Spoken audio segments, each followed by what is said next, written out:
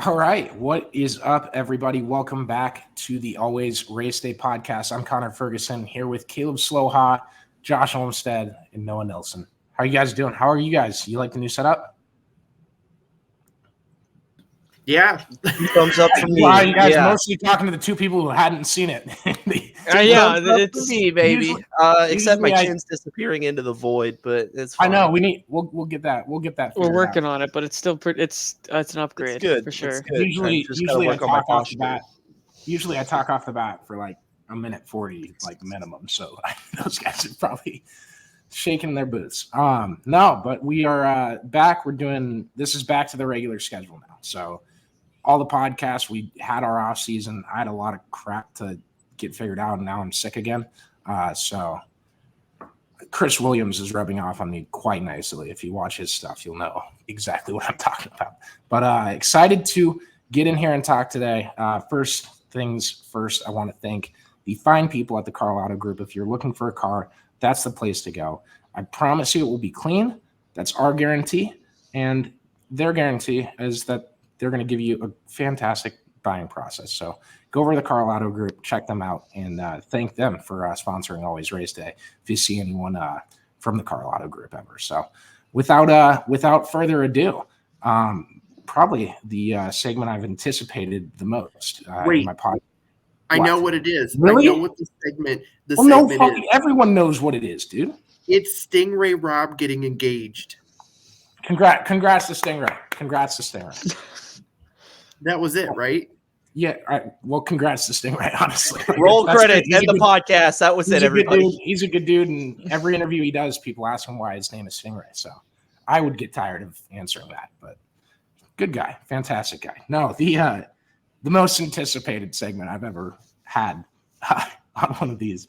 But Formula One has denied Andretti and Cadillac's entry into their series, into their big man group, whatever you would like to call it, for 2026. So they said they can apply again, do the whole process, and enter again in 2028.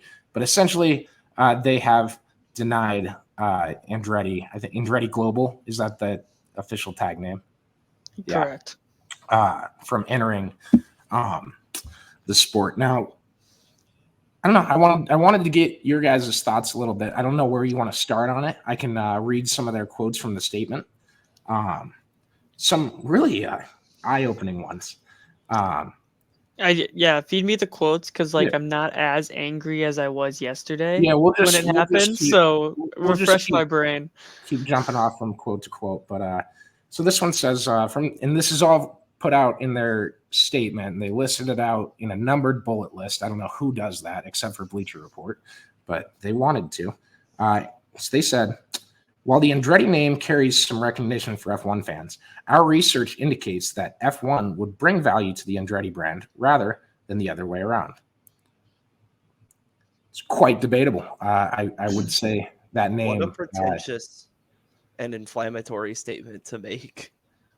Out of all the things you could say, like for that to be the one that goes around, that gets circulated. Like obviously that's the one that'll get circulated. But if you're a newer F1 fan, you're probably like, well, what do they mean? Like, of course their brand is bigger than this one name. That is probably the most famous motorsports name to ever exist. Is that fair? I mean, I think that's more than fair. They've raced in every kind of motorsports. Yeah. From NASCAR to F1 to IndyCar. And I mean, they're a really big name. They have a nitro cross team. Yeah.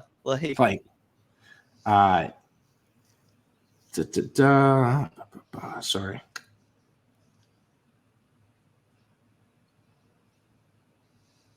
Yeah, it's just wild. Absolutely bizarre statement to make. Like, oh well, we'll provide the Andretti name more, than it'll provide for us. Like, smart. Yeah, no, my page just up and stopped on me. I had to reopen this whole thing. So I was gonna say I'm waiting for you to get through through the quotes. Our assessment process has established that the presence of an 11th team would not, on its own, provide value to the championship.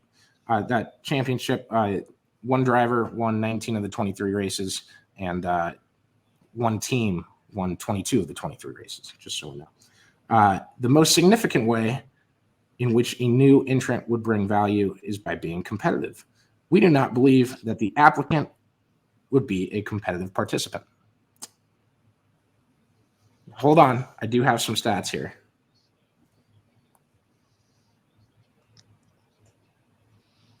So, in Andretti's history, they have 6 Indianapolis 500 wins, 9 IndyCar titles, 4 Indy Lights titles, 1 Daytona 500 win, 2 Daytona Rolex 24 overall wins, 3 Sebring 12 Hours wins, a Pikes Peak win, 3 NASCAR wins, a Le Mans 24-hour class win, 350 overall race wins in various series as individuals and team owners. What do you guys think of that resume? Pretty good, right? They're not going to be competitive. Yeah. Well, yeah. Okay. Now, hold on. I'm not done. Because they also have 20 Formula One podiums, 18 Formula One poles, 12 Formula One wins, and a Formula One championship. I mean, I wouldn't trust them to be competitive either because there's 9 teams that aren't competitive right now. Are they likely to go out and like win races? Probably not, because look who you've got, winning all the races. But you can't tell me that like they wouldn't be more competitive than Haas. So like, yeah, sorry, this has been a really cold open. Not on purposely. I got to stop reading stuff. And we'll just talk about it. I think when we were talking about this when they got approved by the FIA, and I thought when they got approved there, this is probably done because the FIA is usually the guys that are coming down on people they don't like for whatever, BS reason they want to come up with. I thought they'd get in. It truly did surprise me when this news hit Wednesday morning, right? You can now. Here's the only argument you can make is, well, F1 they have 10 teams, and now the 10 teams would be their piece of the cake would be split into 11. Oh no! And they're making Saudi oil money. I don't understand the aspect of that. They've had more than 10 teams before. That's also a thing. The whole. I think every track at the series is designed to be able for the series to hold 13 teams. So to not have a revenue model that wouldn't bear something like that is kind of odd. But what surprises me is they got through the rigorous part, did all this stuff, built this world-class facility. They said they'd be ready by 2025, and Formula One said that shows that they don't have the understanding that it takes to compete at this level, because they said they'd be ready too early.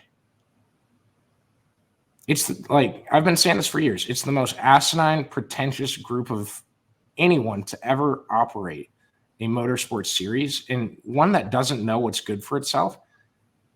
And they'll still, they're still going to have the fan base, but But what a way to stunt the growth of that fan base. It's absolutely insane to me how anyone can go and watch that and support that. They've been doing this for 6 years. It's just been behind curtains. It's just been disguised by things. It's been very much in the open on poor officiating terms to people that they don't like.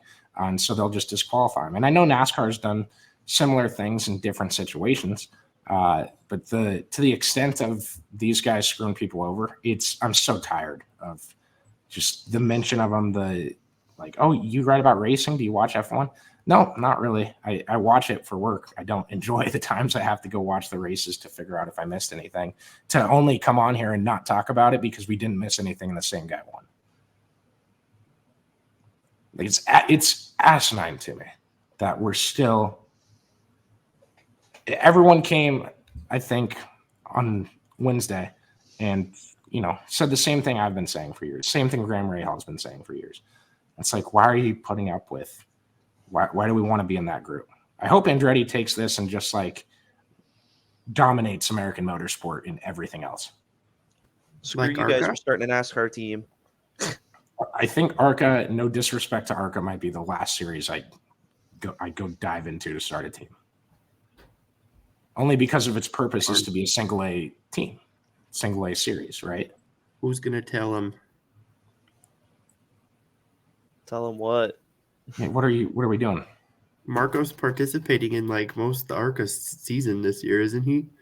Yeah, but we're talking about I don't think the team. Andretti facility is going to be used for the ARCA series.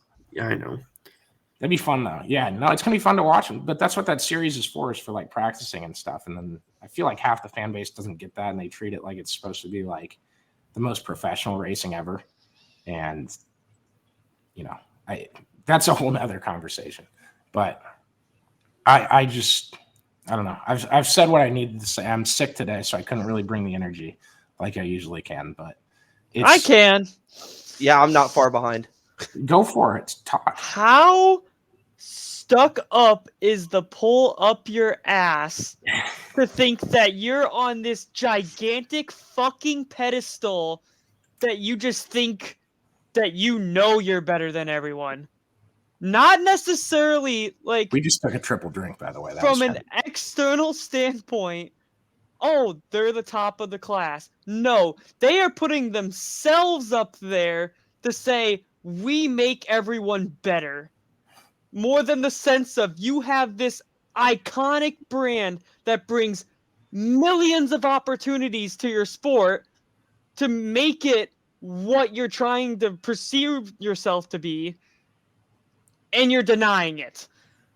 Let's also massive loss. Remember. Sorry, you go. No, okay. No, you're good. You're good. Let's also remember the ratio of people that enter Formula One from other worldwide racing disciplines to the people that leave F1 to go to other racing disciplines worldwide. Let's think about that ratio for a minute. Like, you've got people that are supposed to typically the best drivers in the world, and then they'll leave and go elsewhere because F1 doesn't appreciate them. Because they don't appreciate the product. I used to say too that there's 6 competitive seats in F1 that you can make your name for yourself as a driver, and there's 2 now, 3, 2 maybe, and that third one is like a debate on if having the worst pit strategy for a consistent decade should factor into whether or not a driver is good because their team doesn't know how to pit. Yeah, if your race strategist has CTE when he wakes up or not is the depending factor. Jeez, no. Watch it. We're tow trucking the line.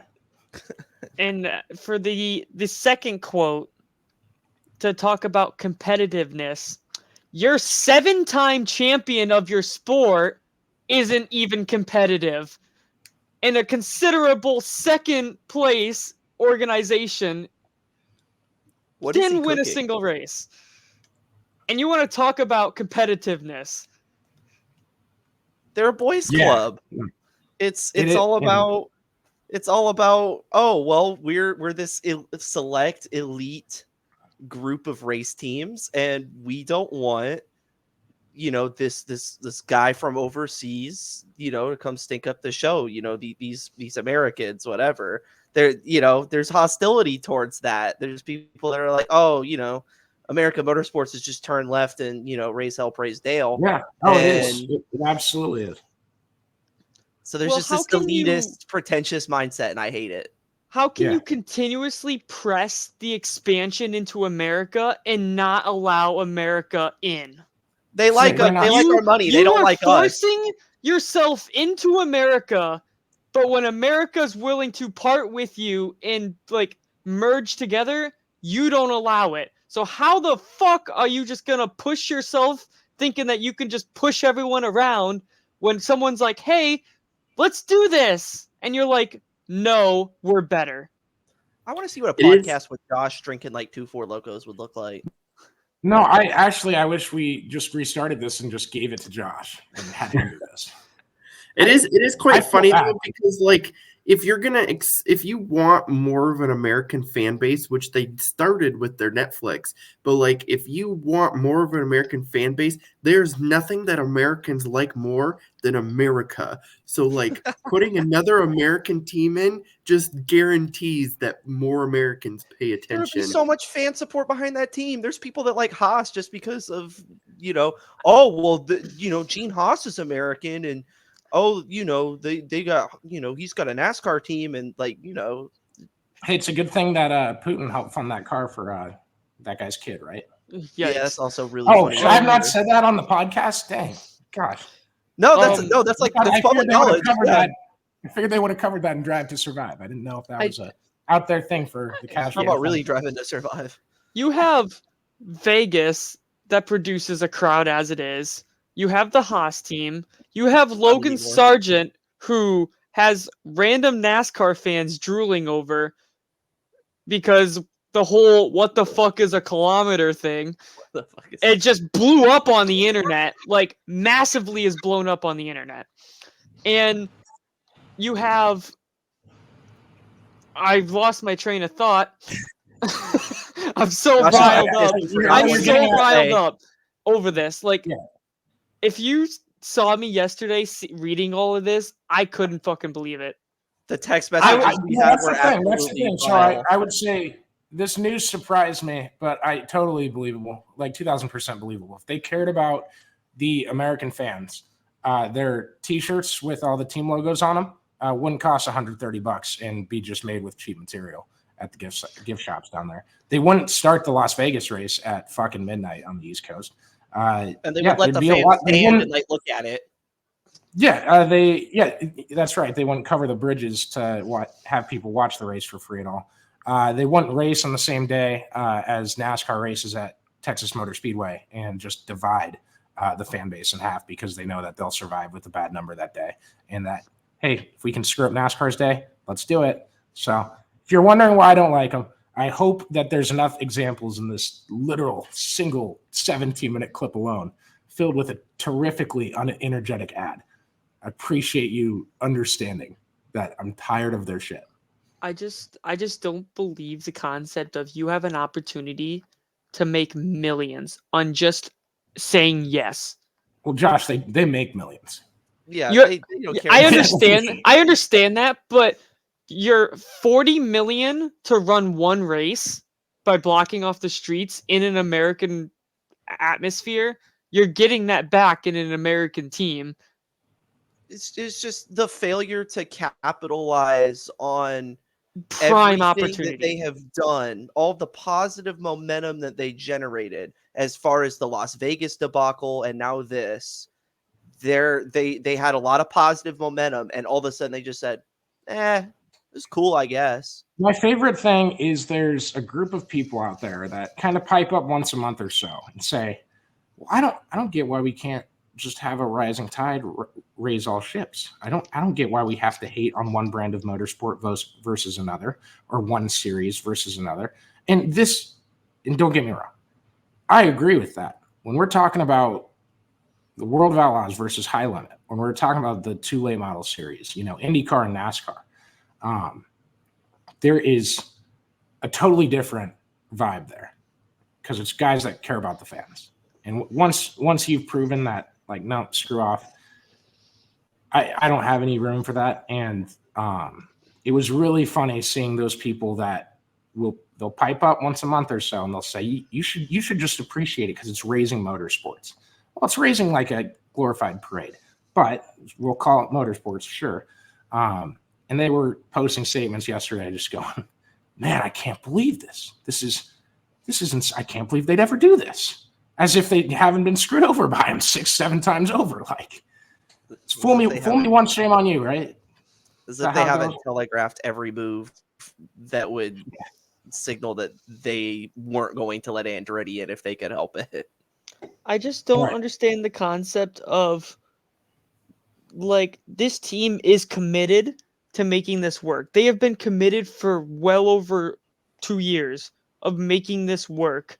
The cherry on top was saying that they were too committed, that so much so that they didn't understand how complicated it Too was because eager. they told us we could get a car ready in 2 years. They are Like, striving to make this happen and are going to the ends of the earth, and you're just. That's literally what they're doing. They're just telling them to fuck right off. So one of my favorite things, and we'll move on shortly. One of my favorite things about F1 is you can set an over/under anywhere from 1 to 5 for the first race of the season. No matter how many test sessions they've had. This has happened in years where they've done 3 testing weekends. This has happened in years where they've had 1. The first race of the year, there's 1 to 5 cars that won't freaking start, and there's another 1 to 3. So 1 to 3. It's never gotten 8, but that's why I put numbers on this. There's another 1 to 3 that the cars won't make it around 2 laps. And then they say, oh, well, they're pressured because the off season is so short. It's like, man, you make a racing series and you can't get the car to start. Like, what? Talk to me about what kind of engineering that is. Please brag about their engineers and watch what happens in the season opener. This is a yearly thing. It has not failed. I'll put an over/under on it this year, and we'll watch it, and we'll have something to watch. I just tricked myself into getting excited for an F1 race. Hell yeah! How about that? Now, I am a journalist. We will talk about the big news from the day after that Lewis Hamilton is leaving Mercedes at the end of the year to go to Ferrari in 2025. Some people said this is the biggest F1 story of all time. I would say turning down Andretti is bigger. I get Lewis Hamilton's a big name and has kind of gotten people to think he's really good at racing because he drove the fastest car. But I'm excited to see what he does after F1. I don't know. I don't think this is going to raise his skill or value, and I think you're going to have the caveat either way. Even if this is a terrible move, it'll be because he's getting too old. It won't be because he switched teams.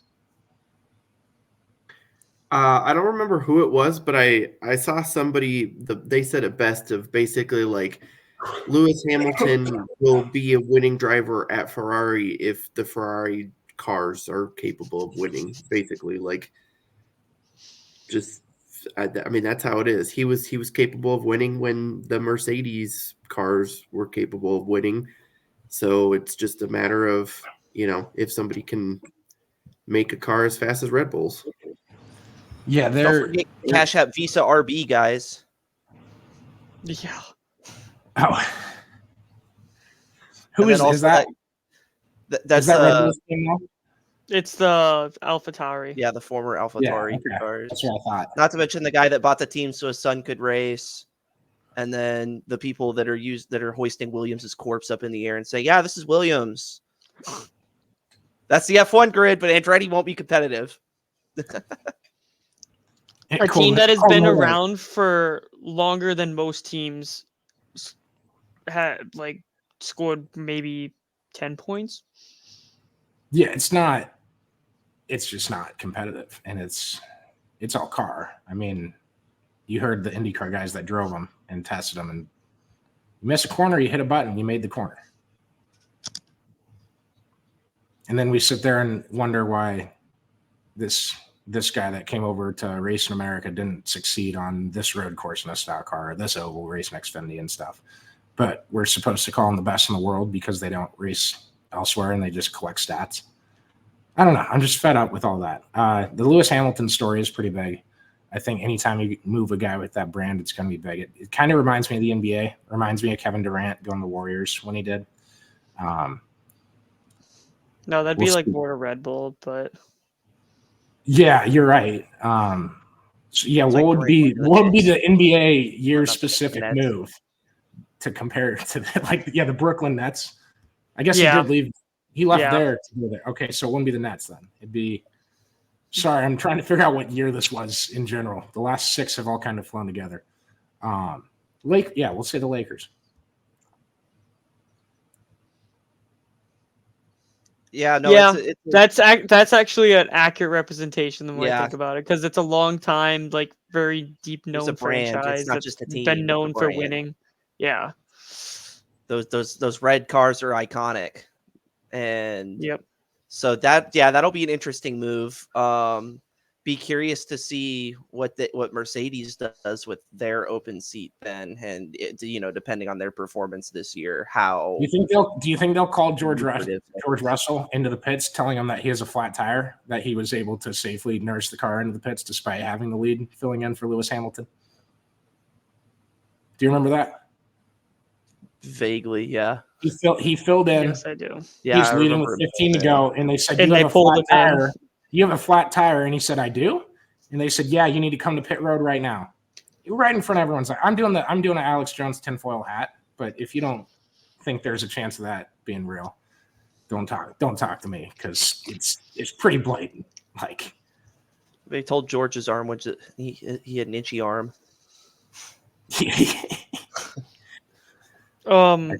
I think that was the COVID one, but my Twitter has been buzzing around. Nothing set in stone, obviously, and it's all just rumors that I've been hearing. But the seat being filled is potentially Fernando Alonso. I didn't think he'd still want to race another full season. Yeah, same. It would be interesting, especially a year from now. Yeah. I think it's really, really going I think to it's be more for development purposes. I think it's going to be incredibly dependent on how Mercedes does this year, and if somebody in the pipeline, in that F1 developmental pipeline, if they step up in that mid tier, they'll pull someone from their lower team. I mean, Mercedes has options. They can pull Esteban if they really wanted to. Calling it a pipeline is a little generous. It is, but it's the best phrase I had. All right, let's talk some NASCAR. Let's get into what is going on this week. We do got to start with the charter thing. So if you guys saw the headlines today, basically said NASCAR teams let their charters run out and they're free to talk to other series if they wanted to bring the value of their charter to essentially be owned by that series to go to their series. So that won't happen. Like, NASCAR owns all the big tracks except Pocono, right? It's not like there's another series. I mean, ARCA, I guess, could buy NASCAR back. They could buy all the teams one by one. Do that, Caleb. Get them on that. I don't even know how they can't buy it back. I mean, I was kind of being a little facetious, but well, I know. No, so all this is the negotiating window was supposed to. They extended it. I don't know why they didn't extend it again. It was supposed to run out on December 31st. They then extended it to the end of January, but they let the negotiating period run out now. The teams want more explanation on the TV deal that NASCAR got late last year, officially figured out. And that was when negotiating was really supposed to ramp up. Denny Hamlin said they're not closer to a deal. Check out Jeff Gluck and Jordan Bianchi's article in The Athletic for that. I try not to take too much stuff on there and say it on here. It's technically behind the paywall. So, but yeah, both great journalists. But with Hamlin basically said we're not anywhere closer to getting a deal than we were 12 months ago, essentially, paraphrasing. And frankly, my only reaction to this was Hamlin's getting stuff done again, and I love to see it. He is quickly becoming my favorite team owner that I've seen in NASCAR. Just with the stuff that he does to get things done. He held his contract to make sure, one other contract got signed to make sure that they can expand their organization at a good pace, and held it over their head to get it done. And I respect what Hamlin does. I know people don't love what he says all the time, but I really like that he every big move like this that he kind of makes or puts his name out there and quotes himself, or I shouldn't say quotes himself, takes the interviews that he does and says what he says, is for a strategic way to get things to happen. So that's what I like most about that. Yeah, I really think that the teams letting the negotiation window expire was really just more of a formal fuck you than anything else. Just them saying, "Hey, we're not any closer. You're not helping us out, so we're done talking." And so that's kind of the way that I see it. And then just also as far as some of it goes, like because I heard some discourse about horsepower, in the last few weeks, and every single manufacturer essentially, like the Roush Yates, somebody from their engine shop and somebody from TRD said, yeah, like we want the short track racing to be better, and so like if that means more horsepower, we're ready to do it, we're able to do it. And so NASCAR is saying, oh well, the teams and the manufacturers don't want more horsepower, and then they come out and say it. It just kind of, it's starting to feel like there's more of a divide between the teams and the sanctioning body than maybe even some people are letting on. Yeah, I think that's there. I think it's been there for kind of since this new car got installed, since the Race Team Alliance really became a thing, right? So yeah, they're gonna have to find a deal. The only thing that like is holding NASCAR's, I guess, involvement here, or holding their value, is that all these charters only have value if they have value in NASCAR. Now, how far can these negotiations go? I think that's a question for a different day. I know I've seen plenty of sports lock out for part of the season, and it doesn't help the sport at all. So no matter what deal gets done out of that, it's never helped any sport, at least in my opinion. Someone can give me an example, but I really don't think we're going to see too much. I don't think we'll see too much like deals getting done here, but I do think a lot of the stuff is going to be made more public because they'll have to just, I don't know, if the negotiating window runs out, can they still have negotiating meetings? I'm sure they can, but like, I don't get what the point of the window is at this point after I've talked it out with you guys for 5 minutes. It's just, yeah, like I said, it just feels like a formality, and I don't see a world in which a deal doesn't get done at the, like, it feels kind of like everybody's just like throwing, baby punches at each other, trying to get what they want rather than actually having any venom behind anything. And I don't think they're baby punches. I think it reminds me of what's going on in dirt racing. The teams and team owners and drivers want more information on what streaming revenue you're getting and how open you are to that. That was a big part of High Limit and their approach, and what they're doing with starting this new series that Brad and Kyle Larson co-own. And I think that's very similar. The NASCAR teams want to see the extent of the TV deal and see what piece of the pie they're getting. And, will they see it? I don't know. And what happens if they see it and it's like, oh, we need to negotiate much harder now. And it's like, oh, we just cut you a deal. You got to see the numbers. But time will tell on that. Really, can I call it a non-story? That's kind of where I was heading with it. Like I don't feel like it's anything that has substance behind it at the moment. And that could age terribly, but I could. No, I really could. Like that's I mean, yeah, essentially another series could buy a team, buy their charters over, and effectively would, if they had this series set up, they could have effectively like have all the value there. And then it would reach, I don't know. I have no idea what you could do. Nuclear NASCAR meltdown. Say the World of Outlaws had Saudi Arabia oil money. Could they buy Hendrick Motorsports, Joe Gibbs, and Team Penske and have a 12-car traveling stock car series that races predominantly on dirt? What? Anything's possible with Saudi oil money. What? Josh, I'm putting a hypothetical out there, man. You don't got to tell me it's crazy. I know it's crazy. I'm trying to figure out what is the actual impacts of this deal. And I'm just not very sure. I need to get more sources is what I need to do. But we're in uncharted territory. It's unprecedented. And it's also a non-story. It's crazy how it does both of those. Did you really just use uncharted? And unprecedented. Oh. This guy's funny. He's got a sense of humor, guys.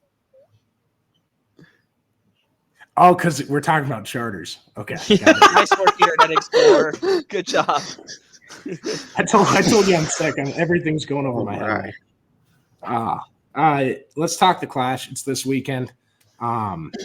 Shit, I don't have my schedule ready. God, man. You're so on it. So here, First one of the year. I got the schedule for you. Rain. Sunday, 7 p.m. on Fox. Here's the whole time rain. Yeah, I saw the bad weather forecast. I wasn't going to mention the R word. Thankfully, it is not currently race day anywhere at the time of this recording. So it's always race day. You dunce. You said the R word on race day. So what do you want me? All right, that's it. Yeah, that's. He's off the show. It's easily overused, but I do like. I was gonna say it's nice that we can all the viewers can see it too, instead of just the split screens or whatever. So he's just thinking this no. now. Everybody say bye to Caleb. Hey, you're back. Oh, good lord! I should have waited till he stopped making that face. Sorry for the paralysis demon. Oh man! So it is supposed to precipitate that entire weekend. It's supposed to be dangerous, severe weather from Sunday to Tuesday or something. Sounds like wet weather tires to me. Yeah, that forecast could change. I don't want to name specifics. So they have tires they can race in damp conditions with, but they can't race in wet conditions. And they didn't bring windshield wipers. And I think that was by design. I don't think the tires work in wet conditions at all. This is a perfect track for that, though. I agree. I Low think the visibility. speeds, no banking. I think the visibility is not there. Yeah. Well, God, true. those rooster tails. If it monsoons, it'd just be one giant cloud rotating. That's true. Also, if they're talking about as much rain as what it sounds like, and they're literally in a bowl, they're gonna be driving in puddles. Yeah, it looked like they're in a swimming pool. Bob Pockris was out there, and it looked like it drained pretty well. Wasn't really puddles. Depends though how much. Did you ask Bob if the Clash has lights? Good one, Caleb. Sure Justin Haley doesn't float away. Someone will get there. Yeah, it'll be interesting. If it gets to be enough rain, we'll just race boats around there, and it'll be fine. Genius. I would not be opposed. You know what would be awful? You get all the way out to LA. You're ready to race. You're ready to do it. It rains too hard. NASCAR says it's an exhibition event, guys. It's just not happening. That's probably what they will do. And then you have to go back and prep for Daytona. Yeah, no, I completely agree. They should have them. They should have all the teams from if it rains out Sunday. So then you're missing your prime TV window anyway. Just have all the teams make boat-like vehicles and run a 10-lap race. Just go run on the construction site in Fontana. Well, Josh, first off, you need enough water on the track to run a boat race at all. And then you need to go however long it would take to run 10 laps in a boat instead of an actual race. Why don't we just take the Coliseum and push it somewhere else? AKA, we'll just move it to the ocean and race the boats there. They should. You got to race on the beaches, just like the old days. Yeah, but we're gonna beach the cars. You got to do something, I think, just because all the teams are out there. Not that they would ever put that on TV. They would never say we're taking up a TV spot to have the teams do this fun contest. I don't think they do that, but it would be really funny. It does suck. Last year was the worst rain affected year they've had. It wasn't great for dirt racing either, especially here at Knoxville. But we'll see. I don't know. I hope they get some good luck later in the year. Maybe this is our we're paying for it early. How about that? Yeah, the rest of the year is better not rain Sunday because I have to work Monday night, so I'm gonna be pissed. It's supposed to rain an MF or Sunday, Monday, Tuesday. Gonna have the Clash go head to the Super Bowl. Who's gonna win Clash? Larson or Logano? Okay, besides Mother Nature, we're gonna get it in. Who's gonna win the Clash? It's just Larson or Logano. There's no rhyme or reason to looking at. I was gonna say KFB is my pick. I said it first. Oh, I'm so sorry. My fault. I'll go fuck myself, Josh. I'm sorry. Okay. Well, we do need to brainstorm Alrighty then. what we want to do for picks this year and figure out something we can do as a punishment at the end of the year for whoever loses. Oh man, 24 hours in a Waffle House. Every pancake you eat takes an hour off. No, we're not A doing Waffle this. House and No. a pancake? My fault. not My doing- fault. My fault. We're not doing the same fantasy football punishment that's gone reviral 18 times in the last 3 years. It would be funny. It would be funny for like, so Pardon My Take did once that they do picks for football, and they did second and last both got punishments. So that you had to be careful of where you were at. It was really, I think it ended up backfiring on them, but we're not picking like head to head. I think it's a little easier for us. That's fair. That's fair. So I don't know. But like if I had to tank to get out of second and I pick like 4 Rick Ware cars or something.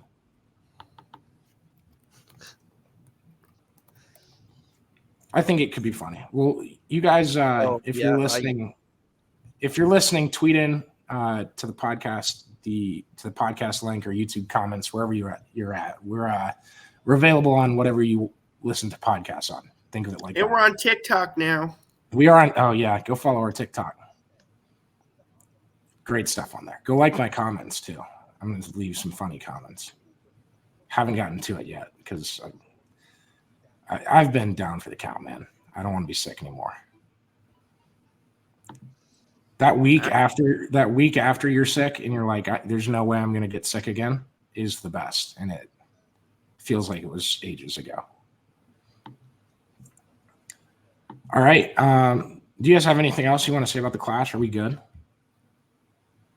No, I mean, that's good. it for me, man. Caleb's like, I kind of want to break down who's going to finish 13th. All I asked is who's winning. You guys No, ask I me know. who's going to win, and I say it's just totally stupid to pick because NASCAR is like a roulette wheel now. And now I suddenly want to pick, What do and you everybody, mean? oh, it don't matter.